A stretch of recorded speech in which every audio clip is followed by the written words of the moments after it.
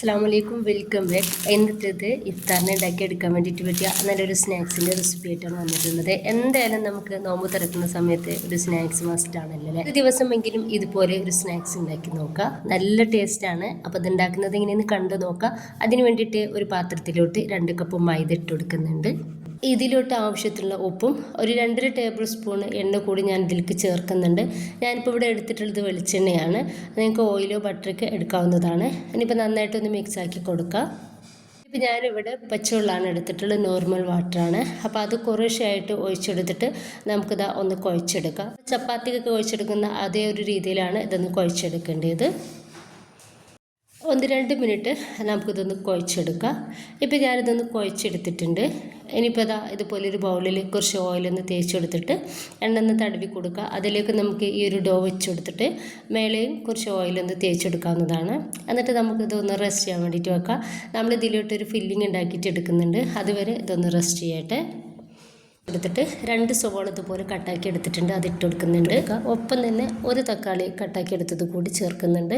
ഇതിലോട്ട് ആവശ്യത്തിൻ്റെ ഉപ്പ് കൂടി ചേർത്തെടുക്കുക. നന്നായിട്ട് ഒന്ന് മിക്സ് ആക്കി കൊടുത്തിട്ട് നമുക്കിതൊന്ന് മൂടി വെക്കാം. വളരെ കുറഞ്ഞ ഇൻഗ്രീഡിയൻസിലാണ് നമ്മളൊരു സ്നാക്സ് ഉണ്ടാക്കി എടുക്കുന്നത്. ഭയങ്കര ടേസ്റ്റുമാണ് ഇത് കഴിക്കാൻ വേണ്ടിയിട്ട്. അപ്പോൾ ഈ ഒരു തക്കാളിയും സവോളയും വേവായിട്ട് കിട്ടിയാൽ ഇഞ്ചി, വെളുത്തുള്ളി, പച്ചമുളക്, കറിവേപ്പിൻ്റെ കൂടെ പേസ്റ്റ് 1 ടേബിൾ സ്പൂൺ ചേർത്തിട്ടുണ്ട്. ചേർക്കുന്നുണ്ട് 1/2 ടീസ്പൂണ് മഞ്ഞൾപ്പൊടി, 1 ടീസ്പൂൺ മല്ലിപ്പൊടി, 1 ടീസ്പൂൺ കാശ്മീരി മുളക് പൊടി. ഇത് മാത്രമാണ് നമ്മളിതിലേക്ക് ചേർക്കുന്നുള്ളൂ റൈസൻസായിട്ട്. ഇനിയിപ്പോൾ നന്നായിട്ടൊന്ന് മിക്സാക്കി എടുക്കുക. ആ ഒരു പച്ചമണം ഒന്ന് മാറിക്കിട്ടുവാൻ ഒന്ന് മിക്സാക്കി കൊടുക്കുക. ഇനി ഇതിലോട്ട് കുറച്ച് മല്ലിയുടെ ഇല കൂടി ഇട്ടെടുത്താൽ നമ്മുടെ ഫില്ലിംഗ് ഒന്ന് റെഡി ആയിട്ടുണ്ട്. ഇനി നമ്മൾ റെഡിയാക്കി വെച്ചിട്ടുള്ള ആ ഒരു മാവ് നമുക്ക് ചെറിയ ബോൾസുകളാക്കിയിട്ട് ഒന്ന് മാറ്റിയെടുക്കാം. ഞാൻ ഒരു ബൗളിലേക്ക് കുറച്ച് വെളിച്ചെണ്ണയാണ് എടുത്തിട്ടുള്ളത്. അതിലേക്ക് 1 ടേബിൾ സ്പൂൺ കോൺഫ്ലവർ ചേർത്തെടുത്തിട്ട് നന്നായിട്ടൊന്ന് മിക്സ് ആക്കി എടുക്കുക.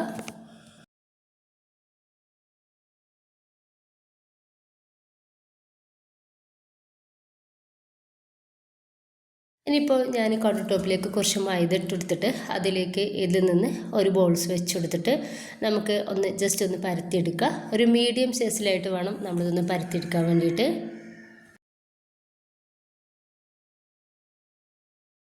അപ്പോൾ ഈ ഒരു വലുപ്പത്തിലാണ് ഞാനൊന്ന് പരത്തി എടുത്തിട്ടുള്ളത്. മുഴുവനും നമുക്ക് ഇതുപോലെ തന്നെ ഒന്ന് പരത്തിയെടുക്കാം. മുഴുവനായിട്ട് തന്നെ ഒന്ന് പരത്തി എടുത്തിട്ടുണ്ട്. ഇനിയിപ്പോൾ വീണ്ടും നമുക്ക് കൗണ്ടർ ടോപ്പിലേക്ക് കുറച്ച് മൈദ തൂവി കൊടുത്തിട്ട് ഓരോ പത്തിരി വെച്ച് കൊടുക്കുക. നമ്മൾ റെഡിയാക്കി വെച്ചിട്ടുള്ള ആ ഒരു കോൺഫ്ലവറിൻ്റെ മിക്സ് നമുക്കിത് ഇതിലേക്ക് ഒഴിച്ചെടുക്കുക. കുറേശ്ശായിട്ട് ഒഴിച്ചെടുക്കുക. അതിനുശേഷം നമുക്കിത് എല്ലായിടത്തും ഇതുപോലെ ഒന്ന് സ്പ്രെഡാക്കി കൊടുക്കുക. വീണ്ടും അടുത്ത പത്തിരി വെച്ചെടുക്കുക. അവിടെയും ഇതുപോലെ തന്നെ കോൺഫ്ലവറിൻ്റെ ആ മിക്സ് ആക്കി കൊടുത്തിട്ട് കൈ വെച്ചിട്ട് സ്പ്രെഡാക്കി കൊടുക്കുക. മുഴുവനായിട്ട് നമുക്കിതുപോലെ തന്നെ ഒന്ന് റെഡിയാക്കി എടുക്കാവുന്നതാണ്. അപ്പോൾ ഞാൻ മുഴുവൻ പത്തിരിയും ഇതുപോലെ റെഡിയാക്കി എടുത്തിട്ടുണ്ട്. ഇനിയിപ്പോൾ നമുക്കിത് എല്ലാം കൂടി ഒന്ന് പരത്തിയെടുക്കണം. കുറച്ചധികം സൈസുള്ള രീതിയിൽ വേണം നമ്മളിതൊന്ന് പരത്തിയെടുക്കാൻ വേണ്ടിയിട്ട്.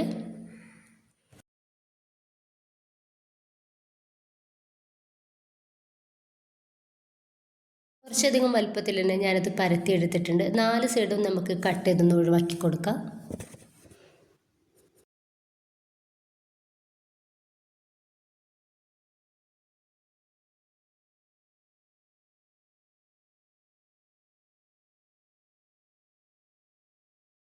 ഇപ്പോൾ 4 സൈഡും ഞാൻ കട്ട് ചെയ്തൊന്ന് ഒഴിവാക്കിയിട്ടുണ്ട്. ഇപ്പോൾ ഇതുപോലെ ഒന്ന് കട്ട് ചെയ്ത് കൊടുക്കാം.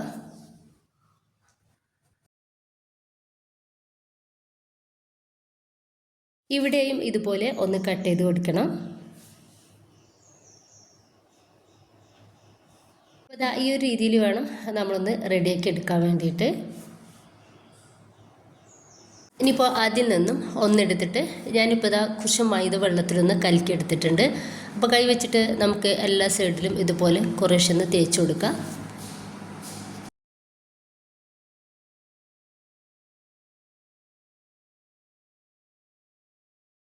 അതിനുശേഷം നമ്മൾ റെഡിയാക്കി വെച്ചിട്ടുള്ള ആ ഒരു ഫില്ലിങ് നമുക്ക് ഇതിൻ്റെ ഒരു സൈഡിലേക്കായിട്ട് വെച്ച് കൊടുക്കുക. കുറച്ച് ഗ്യാപ്പ് ഇട്ടിട്ട് വേണം വെച്ച് കൊടുക്കാൻ വേണ്ടിയിട്ട്.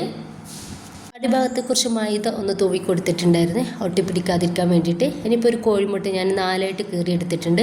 അപ്പോൾ അതിൽ നിന്നും ഒരു കഷ്ണം വെച്ച് കൊടുത്തിട്ട് നമുക്കിതുപോലെ മടക്കി കൊടുക്കാം. ഇനിയിപ്പോൾ അറ്റത്തൊക്കെ ഒന്ന് ഒട്ടിച്ചു കൊടുക്കുക. കുറച്ച് ഗ്യാപ്പ് ഇട്ടിട്ട് വേണം നമുക്കിതുപോലെ ഒട്ടിച്ചു കൊടുക്കാൻ വേണ്ടിയിട്ട്. ഏറ്റവും അറ്റത്ത് പോയിട്ട് ഒട്ടിച്ചു കൊടുക്കണ്ട. അങ്ങനെ ഒട്ടിച്ചു കൊടുക്കുന്ന സമയത്ത് നമുക്കിത് ലെയറോട് കൂടിയിട്ട് കിട്ടില്ല. അപ്പോൾ ഈ ഒരു രീതിയിൽ ഞാനൊന്ന് റെഡിയാക്കി എടുത്തിട്ടുണ്ട്. അപ്പോൾ ബാക്കി കൂടി നമുക്കിതുപോലെ ചെയ്തെടുക്കാം. നന്നായിട്ട് ചൂടായിട്ടുള്ള എണ്ണയിലേക്ക് നമുക്ക് ഒരു സ്നാക്സ് ഇട്ട് കൊടുത്തിട്ട് റെഡിയാക്കി എടുക്കാം. മീഡിയം ഫ്ലെയിമിൽ വേണം നമ്മളിത് ഇട്ട് കൊടുക്കാൻ വേണ്ടിയിട്ട്. ലോ ഫ്ലെയിമിലും ഹൈ ഫ്ലെയിമിലും ഇടേണ്ട. ഒരു 2-3-4 പ്രാവശ്യം നമുക്ക് തിരിച്ച് മറിച്ച് ഇട്ട് കൊടുത്തിട്ട് ഒന്ന് റെഡിയാക്കി എടുക്കാം.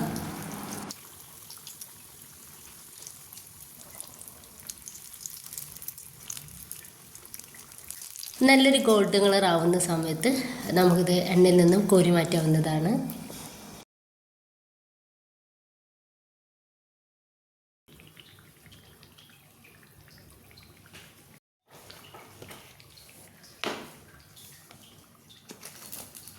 ഇത്രയേ ഉള്ളൂ. എല്ലാവരും ഉണ്ടാക്കി നോക്കുക. നിങ്ങളുടെ അഭിപ്രായങ്ങൾ കമൻ്റ് ആയിട്ട് അറിയിക്കുക. ഇഷ്ടമായിട്ടുണ്ടെങ്കിൽ നിങ്ങളുടെ എല്ലാ സപ്പോർട്ടും ഉണ്ടാവുക. ഇൻഷാ അല്ലാഹ്. ഓക്കെ.